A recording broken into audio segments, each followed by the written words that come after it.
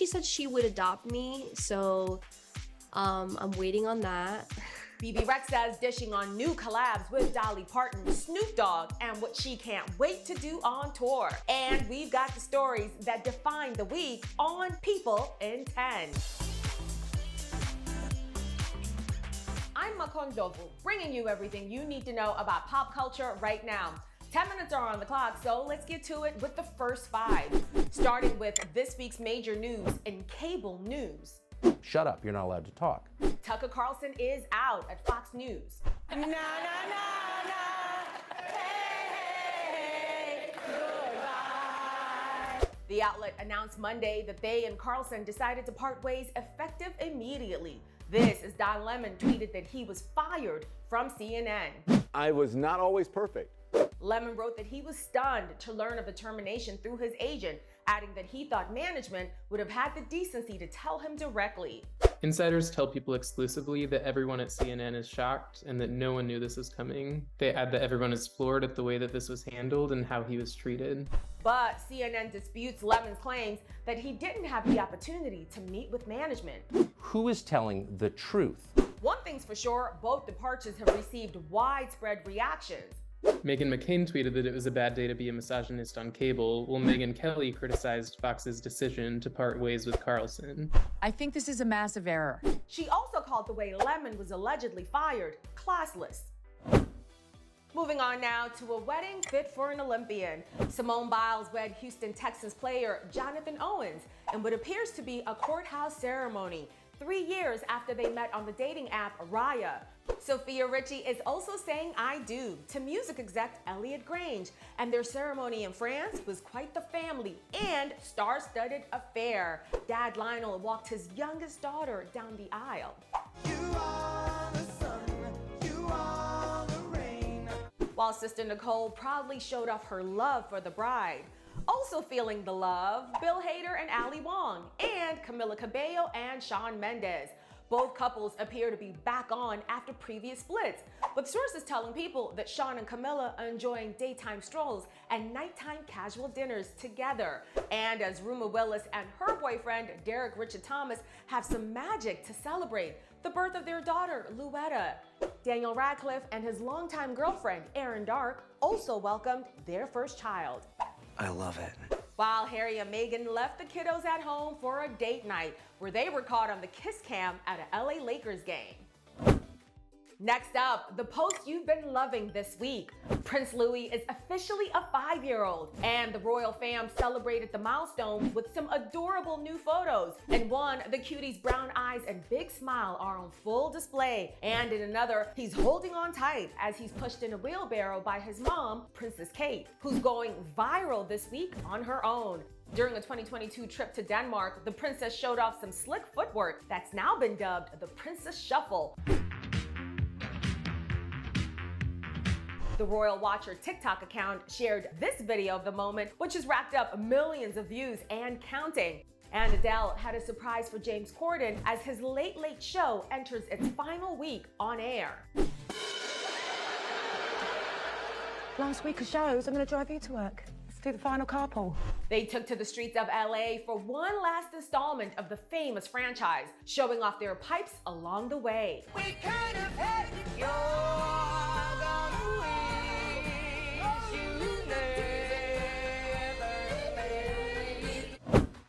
Melissa McCarthy is our latest People cover star for the 2023 Beautiful issue. First I thought, did my mom and my dad have the 2 main votes? I was just incredibly flattered, and I also thought we're in a nice place in the world where perfection doesn't mean better or worse. And how does she define beauty? It's strength, it's individuality. There's nothing more attractive to me than when I see someone being okay with exactly who they are, and then also looking at somebody else who's even their polar opposite and being like, that's great too. Like, how boring would the world be if we were all the same? Wise words. And as Melissa and her husband Ben Falcone raise their 2 teen daughters, she's also got some words of wisdom for the next generation. I've had this conversation. I'm like, you don't want to be the roommate that everybody like sits down and is like, are we gonna talk to them about like picking up after or doing the dishes? Or like, don't overpluck your eyebrows. I've had 32 conversations with my daughters about that. They're like, we get it. We get it. And I'm like, in the 90s, they're like, we're aware in the 90s you overplucked your eyebrows. And I'm like, okay. Also in the issue, our favorite stars are sharing where they think true beauty comes from. The way that I've defined beauty has changed as I've grown up. I think it's much more internal now. I feel the most beautiful when I'm being healthy, when I'm by the beach, when I'm in nature. When I feel connected to nature, that's when I feel the most beautiful.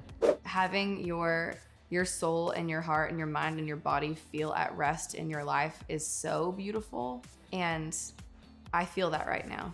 When you give love out, you sort of feel beautiful, and and people look the most beautiful when they're in love.